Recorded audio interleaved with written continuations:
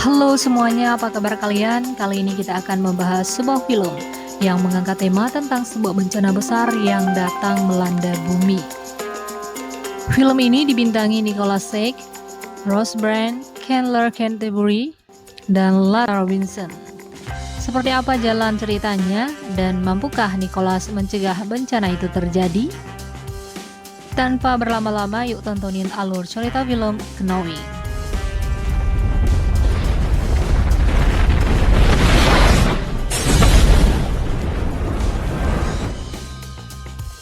Adegan dimulai pada tahun 1959 di sebuah sekolah dasar William Dawes. Nampak seorang anak bernama Lucinda mendengar bisikan-bisikan aneh di telinganya. Ia pun tidak mendengar namanya dipanggil oleh sang guru, Miss Taylor. Hari itu penutupan perayaan sekolah. Mereka mengadakan penanaman kapsul waktu. Miss Taylor meminta semua murid untuk menggambarkan masa depan, tepatnya yang bakal terjadi 50 tahun ke depan. Semua murid mulai menuliskan apa saja: kapal angkasa, robot, ikan terbang, telur mata ayam, dan tiba waktunya habis. Semua kertas harus dikumpulkan. Namun Lucinda masih belum memberikan kertasnya. Lucinda bukannya menggambar, ia malah menulis angka-angka yang sangat banyak. Hingga akhirnya kertas diambil secara paksa oleh Miss Taylor.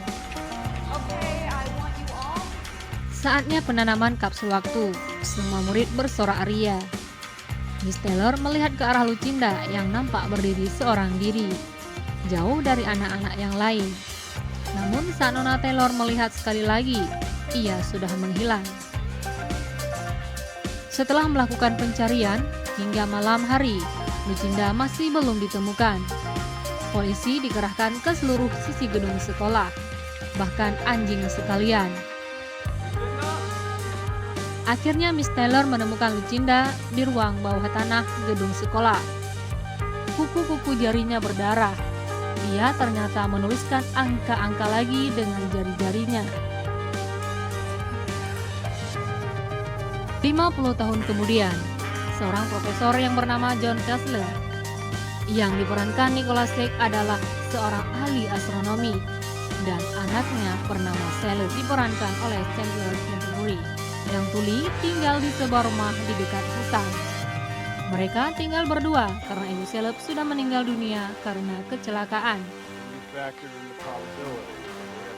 Caleb bersekolah di sekolahnya Lucinda dulu, dan kebetulan sekali sekolahnya berulang tahun yang ke-50, di mana mereka akan membongkar waktu-waktu yang ditanam di halaman sekolah mereka 50 tahun yang lalu. Di sana juga dihadiri oleh Miss Taylor yang sudah sangat tua. Anak-anak berebutan dan tak sabar untuk melihat isi dari kapsul waktu. Setiap anak mendapat satu amplop, dan secara kebetulan sekali, Caleb mendapat amplop yang berasal dari Lucinda. Dari sejak itu, Caleb mulai mendengar hal-hal aneh, namun ia mengira ada yang salah dengan alat pendengarannya. Caleb membuka amplop itu dan melihat banyak sekali angka-angka yang tidak dimengerti. Saat membuka amplop, Caleb melihat ada orang aneh yang muncul. Namun orang itu tiba-tiba menghilang. Karena penasaran dengan angka-angka itu, Caleb lalu membawa pulang kertas itu ke rumahnya. Namun John meminta agar Caleb mengembalikan ke sekolah karena itu milik sekolah. Tanpa sengaja, John melihat surat itu di atas meja.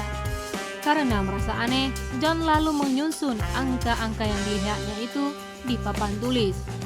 Setelah diurut, ternyata membentuk seperti sebuah tanggal. John kemudian mencarinya di Google. Ternyata tanggal itu berisi kejadian bencana besar. John terus mencocokkan angka-angka itu lagi, dan sekali lagi mencarinya di Google. Dan semuanya menunjukkan hal-hal besar yang pernah terjadi. Ternyata angka-angka itu bukanlah sembarang angka, melainkan sebuah ramalan. 50 tahun yang lalu, Lucinda sudah meramalkan tentang akan terjadinya pengeboman ITC beserta dengan besarnya angka korban. Lucinda juga meramalkan dengan tepat kapan terjadinya badai Katrina. Semua angka-angka yang tertulis di kertas itu seperti sebuah kode tentang tanggal kejadian, jumlah korban, dan bahkan koordinat tempat kejadian bencana itu. John yang menyadari merasa kaget. Lalu ia memberitahukan hal itu kepada Phil, sahabatnya. Namun Phil tidak percaya akan perkataan John. John dikira ngawur. Karena merasa tidak ada gunanya menceritakan itu kepada Phil, John pun pergi meninggalkan kampus. John kemudian bertemu Miss Taylor, satu-satunya saksi di zaman 50 tahun yang lalu, saat penanaman kapsul waktu. John menanyakan tentang Lucinda dan juga menceritakan tentang angka-angka itu yang diduga berisi tanggal-tanggal kejadian nyata. Miss Taylor membenarkan bahwa tulisan itu milik Lucinda, namun dia baru saja meninggal dunia. John merasa sangat terganggu dengan angka-angka itu, apalagi setelah dicocok-cocokkan ada beberapa hal yang belum terjadi dan tanggal itu sudah sangat dekat. Salah satunya adalah jatuhnya pesawat terbang yang akan mengorbankan ratusan jiwa penumpangnya. Dan ternyata ramalan itu terwujud. Ia menyaksikan sendiri pesawat itu jatuh tepat di depan matanya. Ia pun kemudian berlari untuk menolong penumpang, namun dihalangi oleh polisi. John yang merasa sangat syok dengan kejadian itu, ramalan itu benar-benar terjadi. Phil datang menemuinya. John pun menceritakan lagi tentang angka-angka itu dan yang barusan terjadi. Phil pun akhirnya mulai percaya dengan dugaan John. Di sisi lain, Caleb mulai merasa sering didatangi oleh sosok-sosok misterius yang secara rutin memberikannya batu berwarna hitam. Sosok misterius itu mengajak Caleb untuk melihat keluar. Caleb pun melihat api yang membakar semua tempat di sekelilingnya. Ia ketakutan dan menjerit. John terkejut lalu menemui Caleb. Ia mengira Caleb mimpi buruk dan memeluknya. Saat bangun, John melihat ada seseorang di bawah pohon sedang mengamati mereka. Ia pun mengejar sosok itu, tetapi sudah menghilang. Keesokan harinya, John mencari tahu keberadaan Lucinda. Ia ingin menguak lebih jauh lagi tentang ramalan itu. Namun sayangnya, Lucinda sudah meninggal dunia. Lalu John pun bertemu seorang perempuan bernama Diana, diperankan oleh Rose Byrne. Ia merupakan anak Lucinda. Dia memiliki seorang anak yang bernama Abby, sebaya dengan Caleb. John lantas menanyakan tentang Lucinda, menceritakan tentang angka-angka itu. Tetapi nampaknya Diana tidak senang. John berbicara tentang ibunya. Ia pun marah dan pergi meninggalkan John. Satu lagi ramalan Lucinda akan terjadi. John yang mengetahuinya mencoba mencegah. Ia menghubungi polisi, namun tidak ada yang percaya. Orang-orang tetap ramai di lokasi yang sudah diramalkan Lucinda. John melihat seorang teroris membawa senjata. Lalu ia memberitahukannya kepada polisi. Teroris itu berhasil ditangkap. John berpikir jika peristiwa itu yang diramal oleh Lucinda. Ia berpikir bahwa bencana itu sudah ia cegah.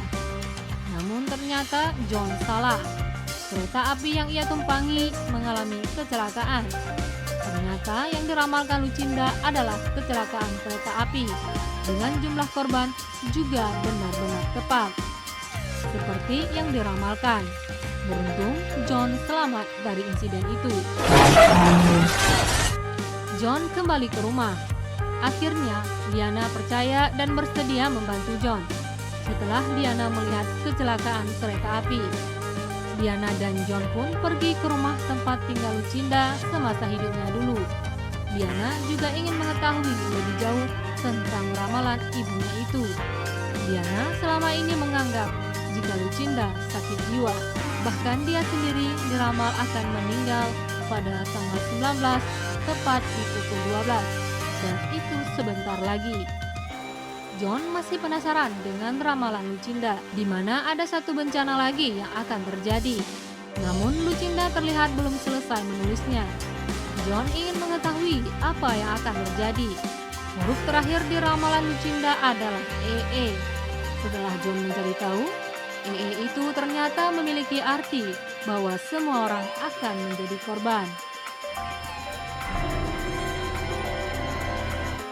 John dan Diana sedang menyelidiki rumah Lucinda. Tiba-tiba seleb membunyikan klakson mobil. John pun berlarian ke arah mereka. Ternyata seleb dan Abby didatangi lagi oleh sosok-sosok misterius berbaju hitam yang ingin mengajak mereka. John mengejar sosok itu lagi.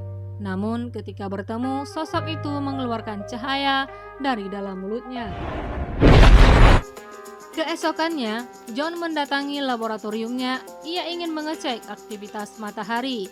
Ternyata benar, akan ada badai matahari yang akan mengeluarkan cahaya panas, di mana cahaya itu akan menghanguskan bumi dan tidak ada yang bisa selamat.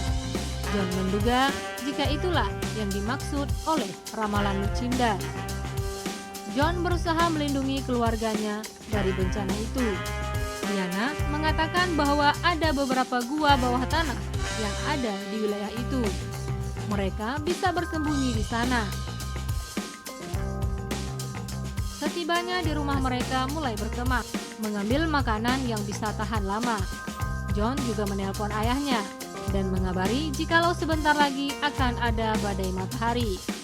Namun ayah John menolak untuk bersembunyi di bawah tanah. John mencari titik koordinat melalui angka-angka yang dituliskan Lucinda, di mana mereka bisa bersembunyi. Ia mencocokkan angka-angka yang dituliskan Lucinda di dinding sekolah waktu itu dengan yang dituliskan seleb. John yakin bahwa Lucinda menunjukkan sebuah lokasi di mana mereka bisa selamat dari bencana itu, dan titik itu berada di rumah Lucinda. Sementara Diana tidak mengerti apa yang John lakukan. Mereka pun terus berdebat. Diana yang panik, ia pun segera berlari membawa seleb dan Abby dengan mobil. Diana bersikukuh untuk menuju goa dan menganggap John gila. Diana tidak menyadari jika badai panas itu bisa menembus 1 mil kerak bumi, dan gua merupakan bukan tempat yang aman. Seleb dan Abby diculik oleh manusia misterius. Diana yang mengejar mereka mengalami kecelakaan. Ia pun tewas tepat di pukul 12, seperti ramalan yang ia ceritakan kepada John. John kemudian pergi ke rumah Lucinda. Titik koordinat bencana itu terjadi. Di sana, ia bertemu dengan seleb dan Abby yang ternyata baik-baik saja. Tiba-tiba manusia misterius berbaju hitam itu muncul dan menampakkan diri di depan John. Ternyata mereka adalah alien yang sudah terlebih dahulu mengetahui tentang kehancuran bumi ini. Mereka jugalah yang membisik Lucinda kecil dulunya dan memberitahukan ramalan-ramalan itu kepadanya. Mereka tidak bermaksud menyakiti seleb dan Abby, tapi mereka berkata bahwa bumi akan hancur dan tidak ada tempat yang selamat. Mereka harus membawa anak manusia yang bisa mereka selamatkan, memberikan tempat baru agar mereka bisa memulai kehidupan lagi dari awal. Sayangnya, hanya mereka-mereka yang mendengar bisikan-bisikan itu saja yang bisa mereka bawa meninggalkan bumi dengan kapal ruang angkasa, yaitu seleb dan Abby. Seleb berencana mengajak ayahnya. Karena John tidak mendengar bisikan-bisikan itu, ia harus tetap tinggal di bumi dan musnah bersama penghuni bumi lainnya. Seleb dan Abby dibawa dengan UFO. Sementara John kembali ke rumah orang tuanya, dan saat itulah badai matahari sampai dan menyapu permukaan bumi dengan api yang menyala-nyala. Kota-kota besar di dunia hancur dalam sekejap. planet bumi luluh lantak dan berubah menjadi planet mati. Cerita pun berakhir. Jangan lupa like, share, dan subscribe.